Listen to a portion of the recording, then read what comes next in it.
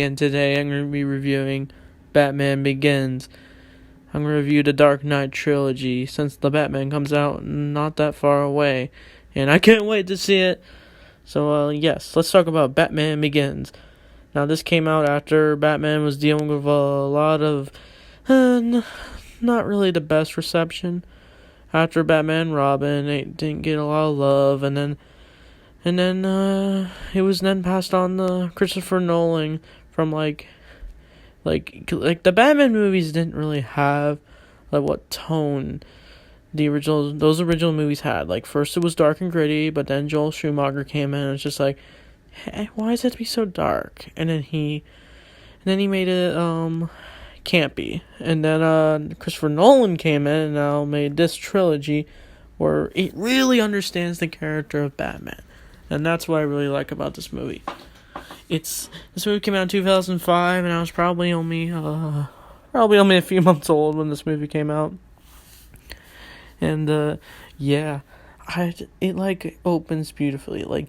This movie has a message of fear. Like, Bruce Wayne is trying to accomplish his fear against the criminals. He's trying to face his own fears, because early on in the movie, he falls into a cave full of bats, and he thinks he's afraid, but then he realizes the bats were just as afraid of him, and after his father told him that. And to be honest, I think the father was one of the best parts of this movie, because I didn't really think, you don't really think much when you see the parents. You just go, oh, they die. But in this, they actually have him do something. Like, he has a talk with Bruce on his bed, the train, and then he understands for Bruce his own fears, and that's just good stuff, storytelling right there. I don't know why. And yes, and then it flashes forward to Bruce right now, where Bruce is trying to be in the League of Shadows with Ra's al Ghul. I know it's not actually Ra's al Ghul, but I'll call him. It's since he's played by Liam Neeson. He's really well done in this movie. I think he's one of the better Batman villains in this. And Batman gets like his training, and it's very well done. It's like entertaining. You know this he's getting training. You know Batman has these flaws at first, but then when he's able to get this training, he's able to take it out from what he's learned. And yes, and later during another moment in the past, Bruce is trying to find a way to get to his parents' killers, Joe Chill. And I love this moment. This is top Batman moment for me, where during the court hearing, Joe Chill is just like, oh, I feel bad for what I've done. But Bruce is not having it. He just gets up and leaves the courtroom. And yes, and he also bought a gun, by the way. And he's planning on shooting Joe Chill, but someone already does it, and he feels regretful what he just almost did. And then later he stares at the gun and just throws it in the water. And I just love that moment, because you know he feels bad. You know where this is going. And then he tries to confront the mob boss of Gotham, Falcone, and yeah, he's not a good dude, and he thinks he can't strike fear. But who know later in the years, Batman was able to show it. And after the training's over, I love the scene where Ra's al Ghul and Batman are both battling on this the ice thing or whatever. And it reminds me of Revenge of the Sith. I don't know why. It was just a cool sword fight. And I like how Ra's al Ghul is just telling him how it wasn't his fault what happened to his parents. And yes, but as this training goes well, the League of Shadows want Batman to kill this one random criminal they found, but Bruce is just like, no, killing is wrong. Then he throws the sword and betrays his ninja cult or whatever, and he gets into a few battles. And then I love the scene where he's sliding across the ice, and he uses one arm to grab Ra's al Ghul's arm, and that was really entertaining, and I just loved it. And and then Bruce returns to Gotham, and he's trying to get his life together, and that's where he finds the Batcave. My one issue with the Batcave in this, it's where he just it just, we don't really see it. It's kind of just, it's just there. And I like the part where Alfred's just like Underground Railroad. And Michael Caine as Alfred, I really liked him. I liked the wisdom behind him. Like early on in the movie, Alfred is like understanding where Bruce is coming from when he's upset. Bruce is just like, oh, it's all my fault. And then Alfred's just like, no, there's nothing you could have done. It's what he did. He knows Bruce is upset. And it's just entertaining. Like, they know what they're doing with the origin of Batman here. They understood him. They well-written him. And, yeah, I'm sorry if I keep flip-flopping with this movie, because there's a lot of great moments. It seems like I'm just picking moments from the movies. And, I just really like this movie. And, later, Batman and Lucius Fox team up, and they build the bat suit. And, it's military, apparently.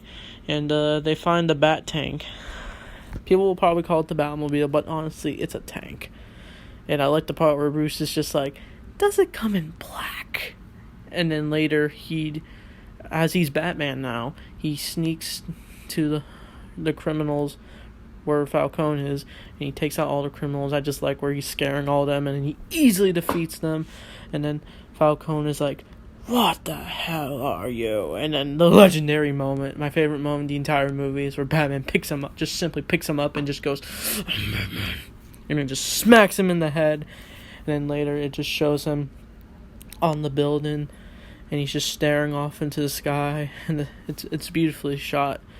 It's just, you can see that in a drawing, probably. And there's also, the girl Rachel, I guess Bruce's love interest, but I thought she was better in this movie than The Dark Knight. Not saying the one in Dark Knight was bad or anything, but I felt more for Rachel in this. She's like questioning who Batman is, and she tries to tase him, but it doesn't work, and Batman's just like, and they're like childhood friends or whatever, so it's awkward to seeing them together.